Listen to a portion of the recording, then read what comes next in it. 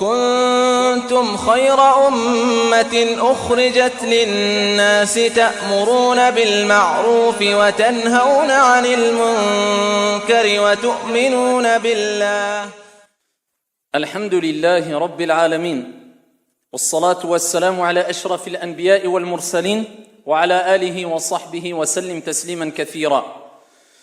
Alors vous l'avez compris, on va parler d'une parole.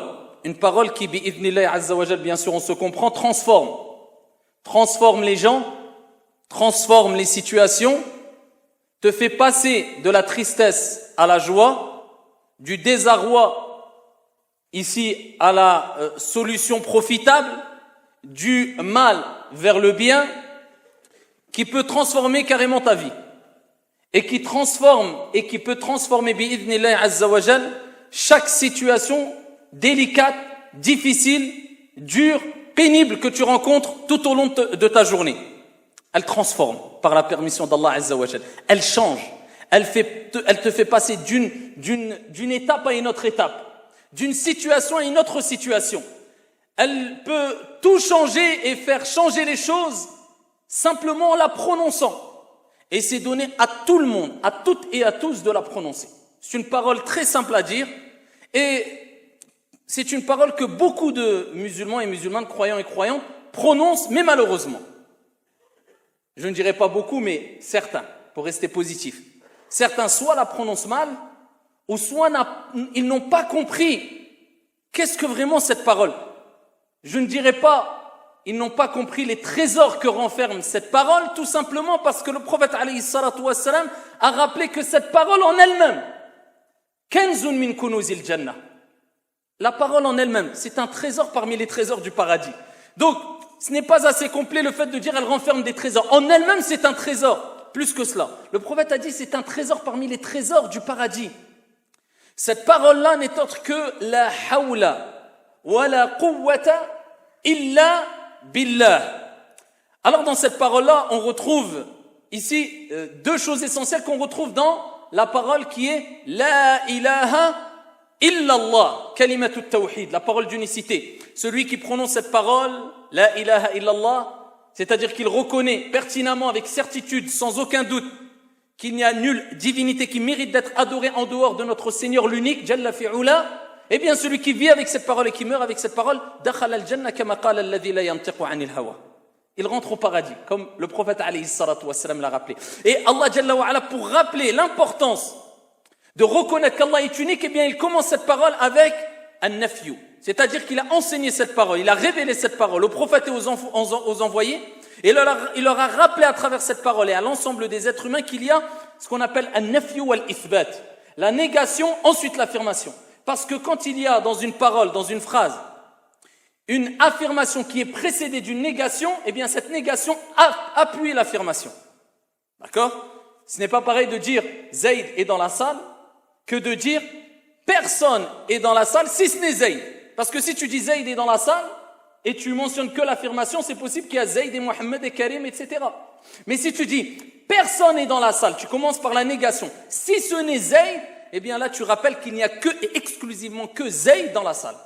Voilà pourquoi Allah Jalla wa ala n'a pas rappelé que c'est lui, le Seigneur, l'unique. Mais il a rappelé qu'il y a la ilaha illallah. Il n'y a pas de divinité digne d'être adorée. Négation. Illallah, si ce n'est Allah.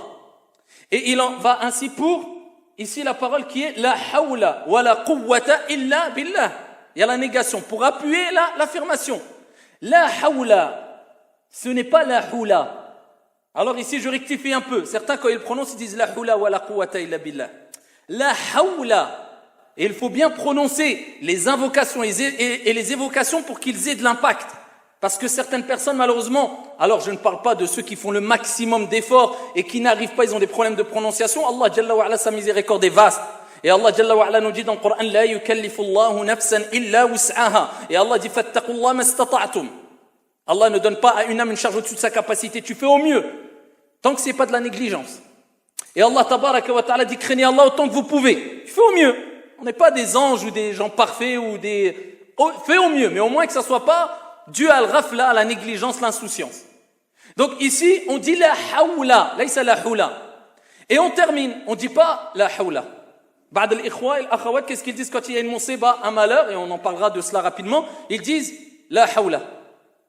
L'air de dire, je veux dire la hawla wa la quwwata illa billah. Et ouais, kammil, termine, dis la hawla wa la quwwata illa billah. Pourquoi? Parce que là, tu es en train de dire, il n'y a pas de transformation, il n'y a pas de changement, il n'y a pas de force.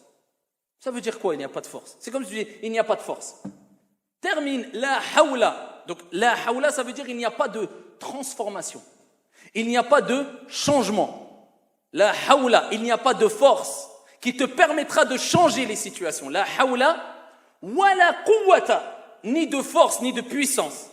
La hawla, transformation, wa la quwwa, force, ni transformation, ni changement, ni force, illa billah. Si ce n'est par Allah tabaraka wa ta'ala, à travers l'assistance d'Allah jalla wa ala, si Allah jalla wa ala le souhaite et le décide. Car at-tawfiq min Allah, la réussite vient de notre Seigneur tabaraka wa ta'ala. En disant cette parole-là, eh bien tu affirmes que seul Dieu peut changer ta situation, transformer ta situation, changer ici ton état du mal vers le bien. Et tu ne peux utiliser ton corps, tes membres, tes sens, avoir de la force pour ce changement, si ce n'est si Allah tabaraka wa ta'ala te permet cela et transforme ta situation, jalla fi'ula. La hawla wa la quwwata illa billah. Alors cette parole-là, on l'a dit à quel moment? À plusieurs moments. Entre autres, quand le mu'adhin il dit hayya ala salah. Il fait l'adhan, il dit venez, répondez à quoi? Accourez vers quoi? La prière. Hayya ala salah. Hayya ala al-falah. Et le mu'adhin appelle les gens pour que les gens viennent à la mosquée. Donc la preuve que le meilleur et le plus complet, c'est d'accomplir sa prière à la mosquée et que le succès, tu le récolteras à travers le fait de venir à la mosquée. Hayya ala al-falah. Al-falah, il est là. Il est dans Buyutullahi Azza wa Jal, entre autres, aussi. Et pas seulement. Hayya ala al-falah. Donc quand le mu'adhin dit, venez à la prière et venez au succès, eh bien toi tu dis quoi? La hawla wa la quwwata illa billah. Tu rappelles ici que eh bien, tu ne peux récolter le succès et tu ne peux te déplacer vers la prière si ce n'est si Allah tabaraka wa ta'ala t'accorde cette possibilité de le faire, la force de le faire. Tu comprends? La hawla wa la quwwata illa billah, ce n'est pas une parole que tu dois prononcer sans comprendre.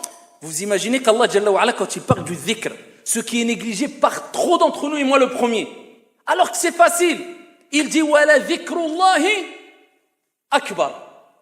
Et le rappel d'Allah, l'évocation, c'est quoi l'évocation? Vous le savez toutes et tous dire Subhanallah, Alhamdulillah, La ilaha illallah, Allahu Akbar, Alhamdulillah, La hawla wa la quwwata illa billah. T'as besoin d'être un alim, un savant? T'as besoin d'être un grand pieux et vertueux? Tout le monde, t'es dans ta voiture, tu le fais. Eh bien, Allah, et le prophète, Allah Azza wa Jalla, il dit dans le Coran, Wa la dhikrullahi akbar. Le dhikr là que tu fais, juste ça, simplement, c'est ce qu'il y a de plus grand. L'imam al-Qatada, rahimahullah ta'ala, quand il explique cette parole-là, vous savez ce qu'il dit? Il dit, c'est la preuve que le dhikr, le fait de dire subhanallah, alhamdulillah, astaghfirullah, la ilaha illallah, Allahu akbar, c'est l'acte le plus grand parmi les actes cultuels. Parmi les ibad, dans les actes d'adoration, la chose la plus élevée, eh bien, c'est le dhikr. Et c'est pour ça qu'on retrouve même dans les actes d'adoration pratiques, les plus importants comme la prière, on retrouve du dhikr dedans. Dedans, c'est quoi la prière? Subhanallah, alhamdulillah, la ilaha illallah, akbar. C'est du dhikr. Le dhikr, c'est ce qu'il y a de plus élevé. Et c'est ce qui te rapproche le plus d'Allah, Jalla wa Ala. Et c'est ce qui transforme les êtres humains, parce qu'il te permet de te purifier de tes péchés. Entre autres, parmi les choses et les bienfaits du dhikr, c'est la purification des péchés. C'est pour ça, dans le hadith rapporté par Ahmad et d'autres, le prophète, alayhi salatu wassalam, a dit, celui qui dit, La ilaha illallah, wallahu akbar, walhamdulillah, wa subhanallah, wa la hawla wa la quwwata illa billah. 5 paroles. Celui qui dit ça, eh bien tous ses péchés sont pardonnés, fussent-ils aussi nombreux que l'écume de la mer. Allahu akbar. En combien de secondes? 2 secondes, 3 secondes.